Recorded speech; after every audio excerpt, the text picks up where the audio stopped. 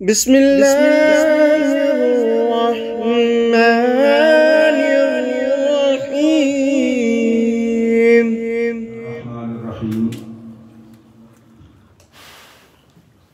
قرآن مجید کا ترجمہ اگر آتا ہو نا، اللہ جانتا ہے کہ جس خیال سے ہم سب قرآن پڑھتے ہیں ہم وہاں پہنچ جائیں، اور یہ حضرت یوسف علیہ السلام کی کہانی قصہ جسے قرآن کہتا ہے احسن القصص بیان کر رہے تھے تو میری آنکھوں کے سامنے مصر کا منظر آ گیا۔ تو میں نے جو آیات منتخب کی ہیں اس کا جو کلائمیکس ہے اس قصے کا پڑھنا چاہیے۔ جب آپ کو تکلیف ہو، مصیبت آئے، رشتہ دار تنگ کریں، بھائیوں کی طرف سے تمہیں تکلیف ہو تو سورہ یوسف پڑھا کرو، یہ آپ کو بیلنس کر دیں گے۔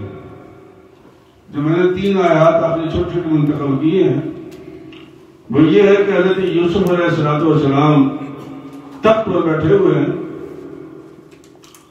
اور تاج پہنا ہوا ہے، شاہی تاج، بادشاہ ہے، رعایا بیٹھی ہے، سامنے بھائی کھڑے ہیں اور وہ اپنی بنتا سنا رہے ہیں کہ باپ ہمارا ضعیف ہے، بہت قحط کا زمانہ ہے، آٹا دانا گھر میں نہیں ہے، جانور پیسے مر رہے ہیں، بھوکے مر رہے ہیں، بادشاہ سلامت کوئی رحم کیجیے ہمارے اوپر۔ تو حضرت یوسف علیہ السلام نے اپنا تاج اتار لیا، تاج اتار کے ٹیبل پہ رکھ لیا اور ماتھے پہ وہ نور نبوت تھا جو بھائیوں نے بچپن میں دیکھا تھا۔ بھائی پہچان گئے، اوہو یہ تو یوسف ہے، یہ تو یوسف ہے۔ جب تخت اتارا بھائیوں نے پہچان لیا تو وہ جو بھی جھوٹ سچ بول رہے تھے آپ نے فرمایا کہ اچھا یہ بتاؤ یہ جو کہانی تم نے بیان کی ہے تمہیں یاد ہے کہ واقعی تمہارے بھائی کو بھیڑیا کھا گیا تھا؟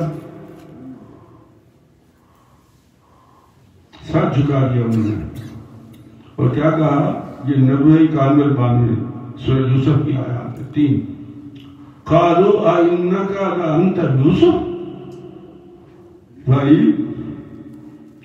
تو یوسف ہے؟ قال انا یوسف وهذا اخی، میں یوسف ہوں اور یہ میرا بھائی بنیامین ہے۔ قد من اللہ علینا انه من يتقي ويصبر فإن الله لا يضيع اجر المحسنين۔ سبحان اللہ، یہ میرا بھائی ہے اور جو بھی اللہ سے ڈرتا ہے، رب نے سوال کیا جو بھی اللہ سے ڈرتا ہے، چونکہ ہم ڈرتے نہیں ہیں نا، جو بھی اللہ سے ڈرتا ہے اور صبر کرتا ہے۔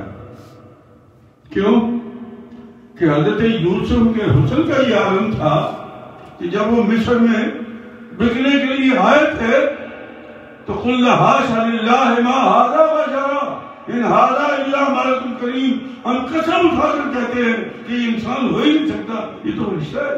سبحان اللہ، ایسا انسان کنویں میں ڈال دیا، چند سکوں کے اندر بیچ دیا، ساری کہانی آنکھوں کے سامنے۔ فرمایا کہ جو اللہ سے ڈرتا ہے اور صبر کرتا ہے تو اللہ ان کا اجر ضائع نہیں کرتا ہے۔ فإن اللہ لا يضيع أجر۔ قالوا تاللہ لقد آثرك اللہ علینا وإن كنا لخاطئین۔ ہم نے جو جھوٹ شخص بولا ہے اے بادشاہ سلامت ہمیں معاف کر دے، ہم غلطی پر ہیں، ہم نے ظلم کیا تھا یوسف کے ساتھ بھی اور بنیامین کے ساتھ بھی، اور ہم اپنی غلطی تسلیم کر رہے ہیں۔ کتنی عجیب بات ہے کہ مدت کے بعد بھائی قابو آئے، جنہوں نے بیچا، کنویں میں ڈالا، ساری زندگی برباد کر، خود بھی نبی، باپ بھی نبی، دادا بھی نبی، یوسف علیہ السلام کا۔ اتنی قیامتوں سے گزرنے کے بعد ایک لفظ بھائیوں کو کیا کہا، یہ سبق ہے اس سورت کا۔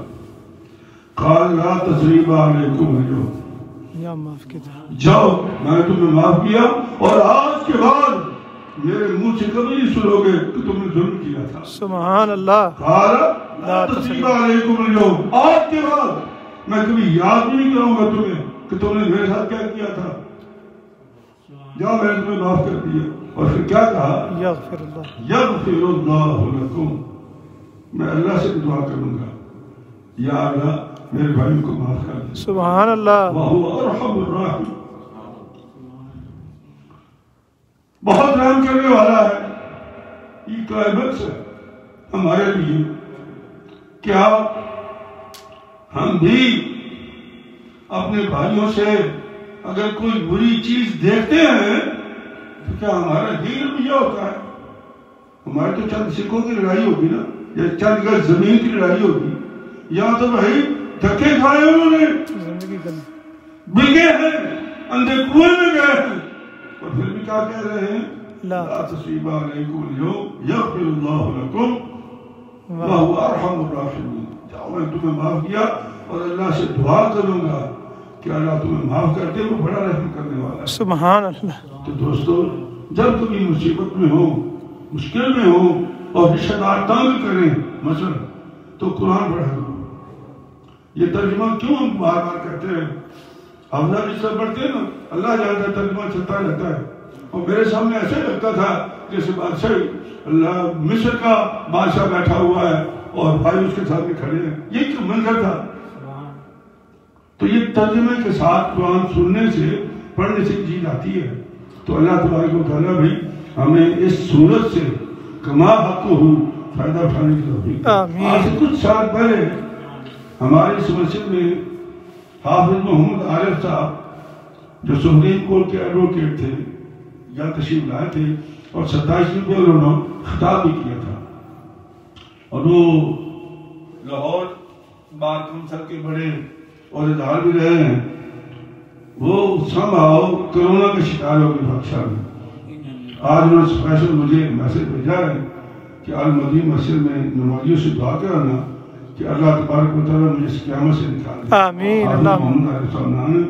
تو اللہ تبارک و تعالیٰ ہمارے حافظ صاحب کو بھی شفا دے، اور جتنے بھی کرونا کے بیمار ہیں یا اللہ تمام کو شفا دے دے. یا اللہ تو کرونا کی بیماری کو ویسے ہی ختم فرما دے. آمین. اللہ تو قادر مطلق ہے، اذا اراد شیئا ان یقول له کن فیکون. یا اللہ تیرے کن کہنے سے ہر کام ہو جاتا ہے. آمین. کن فرما دے، یہ بیماری کو اڑا دے. آمین یا رب.